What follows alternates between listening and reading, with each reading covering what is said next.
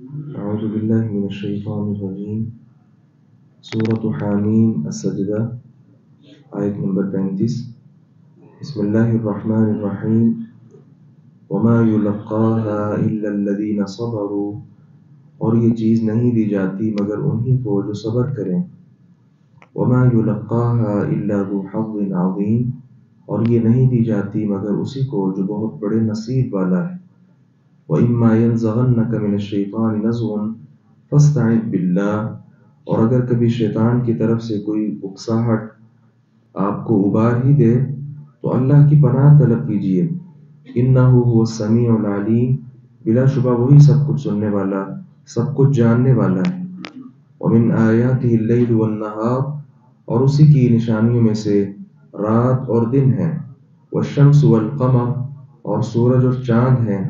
لا تسجدوا للشمس ولا للقمر نہ سورج کو سجدہ کرو اور نہ چاند کو سجدہ کرو واسجدوا للہ اور اس اللہ کو سجدہ کرو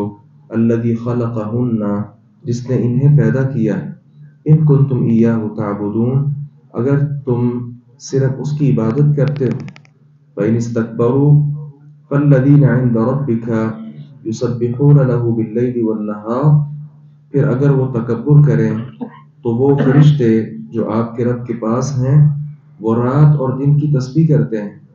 وَهُمْ لَا يَسْأَمُونَ اور وہ اکتاتے نہیں ہیں۔ گزشتہ آیات میں ہم نے اللہ تبارک و تعالیٰ کی طرف جو دعوت دینے والا آدمی ہے اسے بہترین دعوت بہترین آدمی قرار دیا اور ساتھ ہی ہم نے یہ پڑھا تھا کہ اللہ رب العزت نے اس بات کا بھی تذکرہ کیا کہ اچھے انداز کے ساتھ احسن انداز کے ساتھ برائی کی اصلاح کی جائے۔ آج کی آیات میں ہم نے پڑھا کہ اچھے انداز کے ساتھ اصلاح کرنا یہ ہر آدمی کو چیز نصیب نہیں ہوتی، یہ صرف ان لوگوں کو نصیب ہوتی ہے جو صبر کرتے ہیں۔ صبر کے ساتھ ساتھ بہت بڑے نصیب والے ہوتے ہیں، ان کو اللہ رب العزت یہ چیز عطا کر دیتا ہے۔ اور اس کے ساتھ ہی فرمایا کہ اگر کوئی شیطان کی طرف سے کبھی کوئی اکساہٹ ہو بھی تو فوری طور پر اللہ تبارک و تعالیٰ کی پناہ میں آ جائیے۔ پھر اس کے ساتھ ذکر کیا کہ جو دن اور رات ہیں، سورج اور چاند ہیں، یہ اللہ تبارک و تعالیٰ کی نشانیوں میں سے ہیں، اللہ تعالیٰ کی مخلوقات میں سے ہیں، اس لیے فرمایا کہ سورج اور چاند کو سجدہ مت کرو۔ بعض لوگ موجود تھے ابراہیم علیہ السلام کی قوم میں سے جو چاند کو سجدہ کرتے، کچھ سورج کو سجدہ کرتے،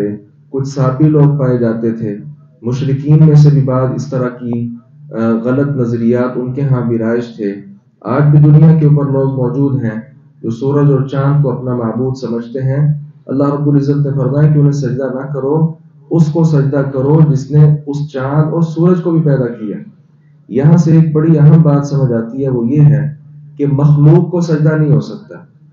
جو بھی چیز مخلوق ہے وہ سجدے کے لائق نہیں ہے، خواہ وہ بہت ہی بڑی مخلوق کیوں نہ ہو۔ اب یہ لوگ سورج کو سجدہ تو کرتے ہیں، آسمان سورج سے بڑی مخلوق ہے، کل کلاں کوئی آسمان کو سجدہ شروع کر دے تو یہ بھی غلط ہوگا، کیونکہ آسمان بھی اللہ تبارک و تعالیٰ کی مخلوق ہے۔ تو سجدے کے لائق اگر کوئی ذات ہو سکتی ہے تو وہ خالق کی ہو سکتی ہے، اور خالق اللہ رب العزت کے سوا اور کوئی بھی نہیں ہے۔ کافر لوگ تکبر کرتے ہیں، اللہ کو سجدہ نہیں کرتے۔ اللہ رب العزت نے فرمایا کیا یہ سمجھتے ہیں کہ ہمیں کوئی سجدے کی ضرورت؟ ایسا نہیں ہے، بلکہ اللہ کی عبادت کرنے کے لیے تو اس کے فرشتے بھی کافی ہیں،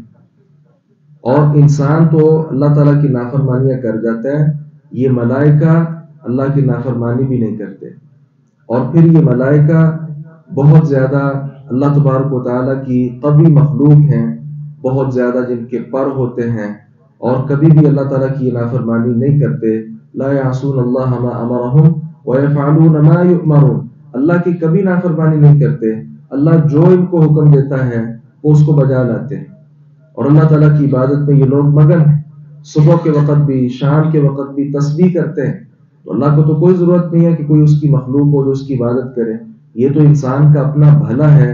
اپنی خیر ہے کہ وہ اپنی خیر منائے، اپنی دنیا کو اچھا کر لے، اپنی آخرت کو اچھا کر لے۔ اللہ کو ہماری عبادت کی ضرورت نہیں ہے، یہ ہمیں ضرورت ہے کہ ہم اللہ تعالیٰ کی عبادت کر کے اللہ تعالیٰ کے ہاں سرخرو ہو جائیں اور اللہ تعالیٰ کے مقرب بندے بن جائیں۔ اللہ تعالیٰ سے دعا ہے باری تعالیٰ حق بات کو سمجھنے اور اس پر عمل پیرا ہونے کی توفیق عطا فرمائے۔